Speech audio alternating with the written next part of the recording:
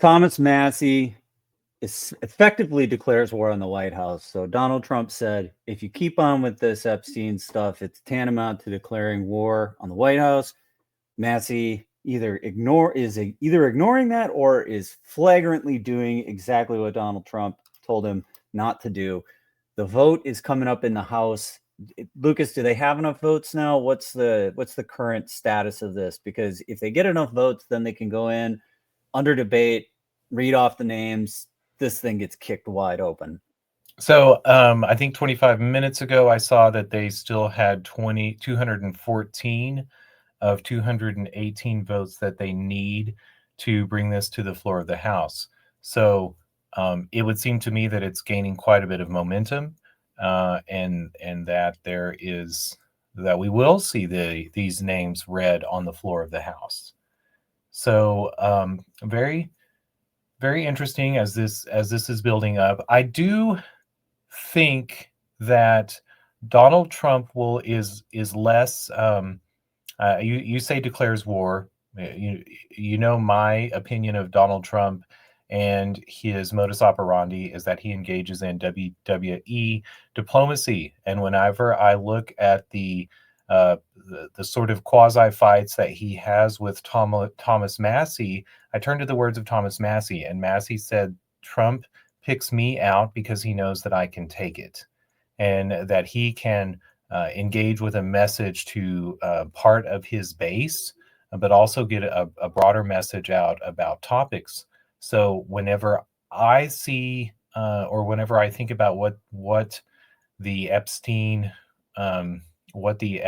quandary means to Donald Trump and it means to America, I'm not sure that Donald Trump is going to be upset by this. I actually don't even think that I have my doubts that Donald Trump is so deeply implicated as some of the Never Trumpers and his enemies believe so. But what I do think is going on here is that Donald Trump is trying to make great changes to America's relationship with other countries of the world. And I would imagine. Wait, so let's go back to that, because it's been said, and that many have posited, that Trump is massively implicated in the Epstein list, and this is the reason why why the White House doesn't want this released, despite the fact that we had Dan Bongino, Kash Patel, all these guys during the campaign, they were all saying, we're going to release this list, we're going to release the video, all of this is going to be put under public scrutiny, we're going to let all of this happen, yet that has not occurred. So what's your take on why that isn't happening? Like, what is the reason why the White House doesn't want this to happen, if it isn't because it implicates Trump? So there's a couple of things here that give me, I guess my take, and I want to lay some of them out because I certainly was attuned to the messages of the likes of Kash Patel and Dan Bongino. And when I think about how they have towed the line with not digging further into the Epstein list, I don't think that's because they're trying to protect Donald Trump. I don't think that they would do so. Now, they have become sort of deputies for Donald Trump because of a greater sense of justice. And I don't think that they would be backing down on their moral decisions just because of some allegiance to Donald Trump. And mind you, we also should be thinking about Donald Trump's relationship with his cabinet and his staff in his first administration. Whenever he had so many advisors and cabinet that were in and out the door. So those that are close to him here, I find very loyal. So when I think about this quandary from that aspect, I think, well, they must be using the Epstein files for something deeper. And we know that Epstein was gathering information on the part of most probably international arms dealers.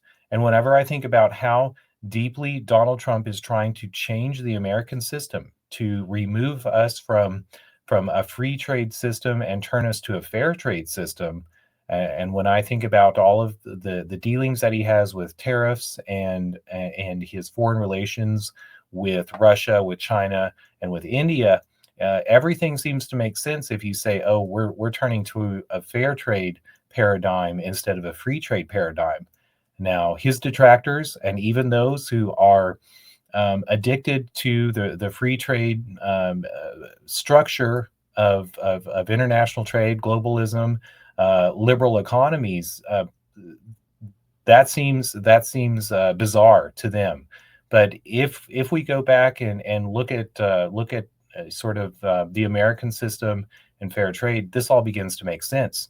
So, but wait a minute. I mean, the narrative here is that Trump is implicated and that his name is on the list, and this is why the White House said, "Oh, go ahead." That does not make sense. Again, Bongino and maybe Bondi would be sticking with Trump to that, but especially I don't think Kash Patel and Bongino would do so. And so the Epstein files must be being used for something deeper. And if they have information about satellite countries and even some of these primary countries that can give the United States leverage to bring other countries into a fair trade system and off the free trade system, then that is a vital that is of the most vital value to Trump's presidency, because to me that seems to be his number one goal, that and ending the American the threat of nuclear war with Russia. So when I think about what the Epstein files actually hold that is of value to the Trump administration, I think that that's probably information on other leaders in the So the thought here is that the Epstein list, instead of implicating Trump, that this actually implicates world leaders, that this would substantially affect the current thrust of foreign policy that Trump and the rest of his administration is engaging in. That's kind of the thesis here, is that's why he doesn't want this released this way. And that Massie is somehow in on it as somebody who hasn't taken APAC. So there's like a roundabout way that Trump wants it released, and that this war that's going on here between him and Massie is somehow a thing that they want. I mean, I would say that Trump both wants to use the leverage of the Epstein files, but also wants justice for those who were caught up in it. And to that, this whole narrative of Donald Trump being guilty of the same extravagances of some of Epstein's honeypot targets, I don't think is true. Like Bill Gates and Prince Andrew, who were significantly implicated in this entire arrangement, and Bill Clinton. No, yes. So, or no, no, I do not think that Donald Trump. So I think that we also have to go back and think about the Donald Trump, who Donald Trump was before he became president of the United States. Because he was a socialite, a real estate developer in New York. He was part of the New York crew. I mean, but part of the New York crew, but not part of the New York crew, which was why he had such a long running sort of axe to grind with the political elite of New York City. You know, he was yes, he was rich, but he was from Queens. He was sort of nouveau riche and maybe sort of a crash nouveau riche. Bourgeois, maybe. Bourgeois with a golden toilet. Yeah, I mean, what Donald Trump, one, doesn't drink. His father was a drinker. He didn't drink. Donald Trump has a suaveness. I mean, let's also go back and remind ourselves that, one, he owned casinos. Two, he owned the Miss America pageant, and he's had a number of beautiful wives. I don't think that. So why is he hanging out with Epstein though? And like, what? He's clearly with this guy. He's numerous pictures. Like, what is it about Epstein that like means anything to Trump? Like, why would he even be with him? Well, because Epstein knew how to place himself as to be vital to the society scene in New York City, on the East Coast. You know, from Harvard, from Boston, down in New York City, down to Washington, D.C. So Donald Trump, who was in many ways an outsider to the scene, he was going to the parties that were thrown. But they don't want him there. Is that what it is? So it's like they really don't want Donald Trump at the party. Like he shows up and the party's over. I knew a man who owned a club in Washington, D.C., and I knew he knew Donald Trump fairly well. And in 2016, when Donald Trump was first running, I asked him what the measure of Donald Trump is, and he said Donald Trump was boring. That if you wanted to ruin a good wild party, then invite Donald Trump. And so I think Donald Trump curated some of this image of being the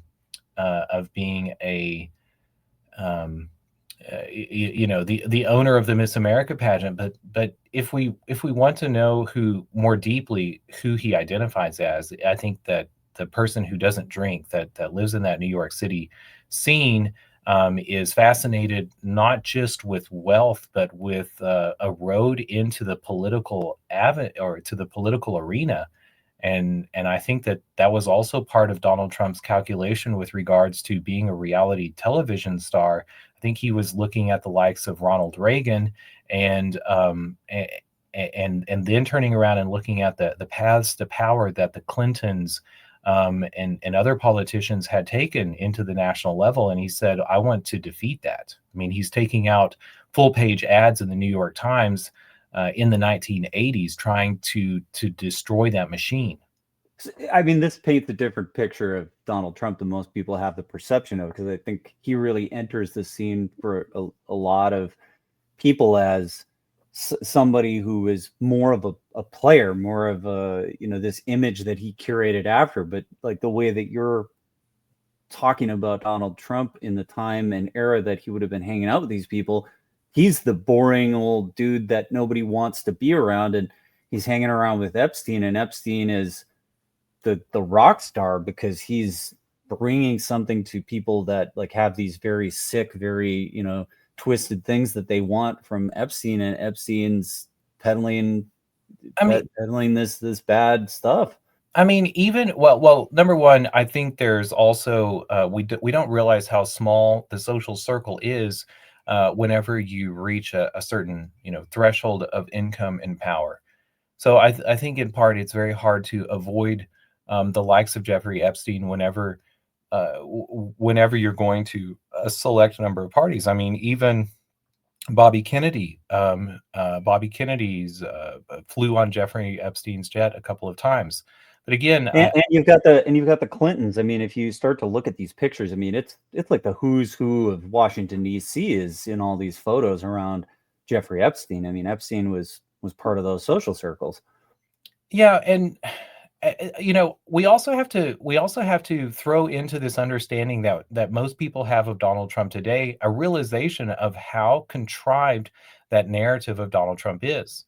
I mean, when we begin to understand that the previous president of the United States was working in concert with the CIA, the FBI, the NSA, and the State Department to destroy Donald Trump's image and to contrive a narrative about his association with Russia, that was actually a projection and covering up their own ties to Russia, and possibly other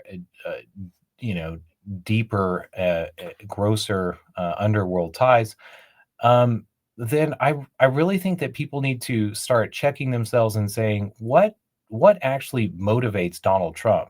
If you begin to back away from this notion of, oh, he's just greedy, he's just trying to sell another golf course or another hotel,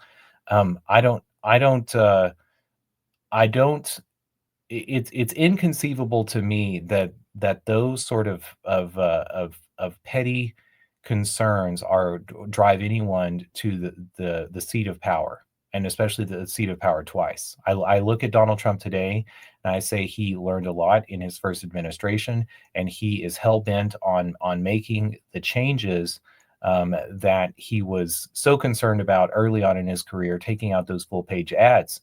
And he's learned a lot, and I think that he went back and thought about thought about deeper things than just nodding the head towards respect towards the military, and begin to question what is the relationship of the military and the State Department. How was he defeated? He and other elected officials both defeated in their goals and their promises to the American people in his first administration. Why would Barack Obama set up this premise against him? What was going on with the collusion in the Democratic Party to set up who the candidates were that were being elected to the presidency? So I think those are the things that concern Donald Trump. I don't think he's actually trying to make money on crypto or to sell another golf course as is thrown his way.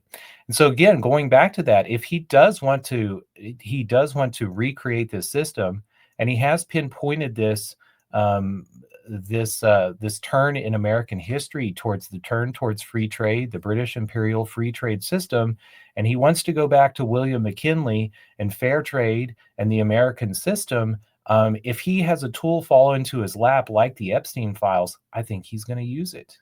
And when I think about who that might implicate most strongly, and who Donald Trump is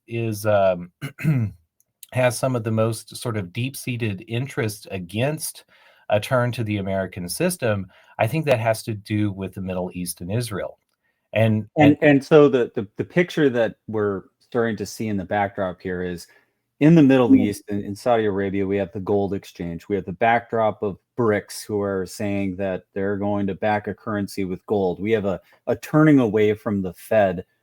We have Trump declaring war on the Fed, talking about, active hostilities, removing a governor for indiscretions on these various lying that she's doing on her mortgages, saying she has primary residence in multiple different places, him calling her out, removing her, saying he has control and power over the Fed chair that could potentially remove him, questioning whether there's really a separation or whether he has authority over the Fed. This is the backdrop that we're currently thinking about the Epstein files in. Yes, and let's also remember that whenever Trump is attacking the Fed, there's a nuance here that's very different from the likes of Ron Paul and Rand Paul, and maybe even Thomas Massie attacking the Fed. When Donald Trump is attacking the Fed, I think he understands that he wants to replace the Fed with a public central bank, or a gamut of public central banks. And I don't think that was an understanding of when I look at sort of Ron Paul, who are libertarians? Libertarians believe in free trade.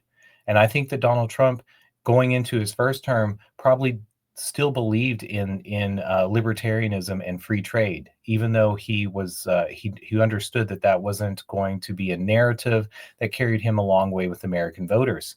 But after his first term, I think that he understands that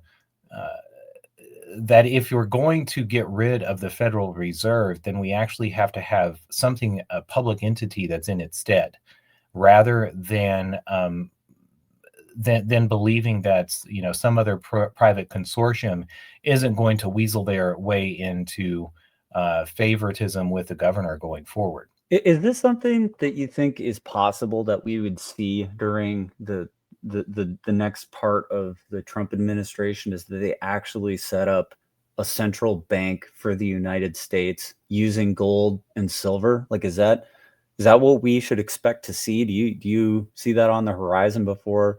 I mean, they'd have to do this before the midterms. I mean, right? There's just no way after the midterms they're going to get anything like that done, and Trump's got to know that. Well, I don't think that that's the vision or the route, especially through the Constitution, and the Constitution is interpreted as however originalists and determinists want to interpret it. But the federal government is there's some strong language against the federal government actually having a central bank, and so this is why I think banks. But we've had central banks. I mean, this is what Andrew Jackson's big fight was, to get rid of the central banks. I mean, we've had the Constitution, and we've had a central bank when we were much closer to the original signing of the Constitution. That was back in the 1800s, wasn't it? That we had the U.S. central bank. 1820s, 1830s. Well, the second continental bank of the United States, which was a banks in large part, associated with the Whig Party. Who is the Whig Party? They're the party that's all about infrastructure. So think of Biden's infrastructure bill as old Whig policies. Yes, but that second central bank of the United States was led to Jacksonian democracy, a great return to state power in the United States, and so when I look at where we thread this needle, this is why I'm also so interested in the nationalization of the banking system and sort of backing into a central bank that occurred during and after the Civil War. And so when we begin to understand that Salmon P. Chase also looked at the Second Bank of the United States, the Jacksonian sort of insurgency that occurred afterwards, bank war. That's a great phrase for it. The bank war. That's straight out of the Wikipedia there, so they're just following the thread right along. And Nicholas Biddle too. That's another great name. So when SPC looked at that, he said, "Oh, the way to do this is through the facades, through the banks, rather than through the government side," and sort of created this private institution that has been given a monopoly as our central bank in its stead, going into 1913 and the long creation of that. So if we're going to defeat that, I think that there is a better expectation of the central banks to return at the state or maybe even a smaller level at a municipal or county level. And this is why I think Trump begins to look at crypto, and where crypto and blockchain begin to solve the issues of ease of use and ease of communication and trust that we did not have after the sort of Jacksonian revolution against the Second Bank of the United States. So that's why I've long been interested in moves that states are making towards some sort of reserve and establishment of their own currency, and why I also look at pushback that the states are giving to the federal government vis-a-vis, Gavin Newsom and the National Guard, Trump's insertion of the National Guard into Los Angeles. Because when I look at the National Guard, I also say, oh, here are state militias that were put under the thumb of the federal government under the federal government's new ability to create money and to control money that were brought to it by the nationalized banking system and by having a private institution that sort of a shadow institution acting as its central bank, the Federal Reserve. And so as we see also that system falling apart by the inflation of the currency, the inflation of the base of the currency, not just the price level, then we also can have an expectation that the states are going to say, oh, the Constitution sets up, national states that control the economies, the resources, the land, and the people that within those state boundaries, and the federal government was never supposed to have this this mirage of control of they were barred from the establishment of religion. What is money but a faith in something, a religion of its own? So the states, I think, are where we're going to see a level of public banking come in the future. So we're going to see state currencies. So is this going to start with the Bank of North Dakota, and North Dakota is going to have North Dakota dollars, and California is going to have California dollars, and they're going to be backed by the full faith and credit of each of the several states? I mean, I think they're going to have Wyoming stable coins and North Dakota stable coins and California stable coins and Texas stable coins, and maybe the Texas stable coins will be developed or be backed by their gold bullion reserve. And instead of them being backed by treasuries, which are paying out at some fixed interest rate, what we're going to see is each of the states maybe has their own gold. They're going to be backing it with their own bonding bills, maybe, because each of the states has their own borrowing. Like they certainly build bridges and borrow money and do these kinds of projects. So is this what we should expect to see? We're going to see a plethora of currencies, a return to the time when we had currencies being issued all over the place throughout the United States? Absolutely. And I don't think that the states are going to be able, there's this concern about the control of the population through CBDCs. But I'm, whenever we have a whole bunch of letters that we mash together in some sort of acronym, there's a whole lot of ideas that could get put behind that. So when I think about central bank digital currencies, I think one, we already have digital currencies. Two, we sort of want a public bank system that's aligned with our taxes, that are aligned with the people who have a stake in an area, the people who live in your town or who live in your county or who live in your state. And so that's the level that you want to see public banking. What I don't think that we're going to be able to return to is this ability to force everybody unilaterally into that public currency. So I think that we're going to see private and public currencies that exist alongside each other. But yes, the public currencies of whatever level that they're introduced are going to be backed by the domestic production of that level of people who are the public for which it represents. So I'm not as concerned about CBDCs, because I look at it and say we're going to have DCBDs, I guess DCBDs, and that they will also exist alongside private monies and private. Well, it's probably no C on there, since we're contemplating a world where there really aren't central banks. This is decentralized banks. I mean, that's where I would actually say DPDBs, public banks, because also what gets lost in this conversation is the difference between a public and a private bank. And when people are complaining about the the Federal Reserve, I think a lot of the complaints that get sort of lost in the structure that we have is the nature of its private nature, and that it it is a leech on public debt, the treasuries that are created. So do we have any public banks right now? I keep thinking about the Bank of North Dakota as one of the banks that's independent of the Federal Reserve System. Is that one a public bank? Can we point to any of them? I would say no, because as long as everything is denominated in the ocean of dollars, then that private system is able to dilute and provide the liquidity and also the gas fees in order to control these public banks.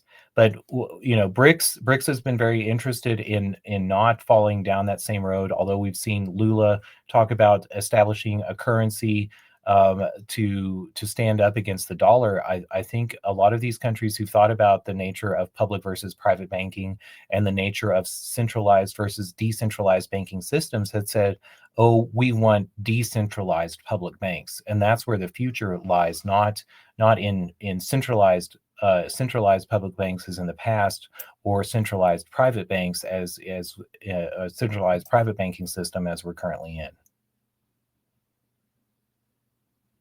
Well, it's a long road where we started this conversation. It's interesting to contemplate. We're talking about the Epstein list. What is being spun in the public narrative is that this implicates Trump. We've found ourselves into the world of public banking. Final thoughts on where this is all going to shape up. So the vote right now, they don't quite have the votes they need. Looks like they need 4 more. Do you anticipate that the vote's going to turn? They're going to be able to get the number that they need and actually bring this to the floor, and then we're going to see the names rattled off in the next few days or even today? Like, what do you think is going to happen next year? So I do think that we're going to see those names rattled off, and going back to who I think this is being leveraged against. I think that Jeffrey Epstein if not working for Israel, had Israel's interests most at heart, and that he was operating at a time whenever the backing of the private banking system relied on the production of oil in the Middle East.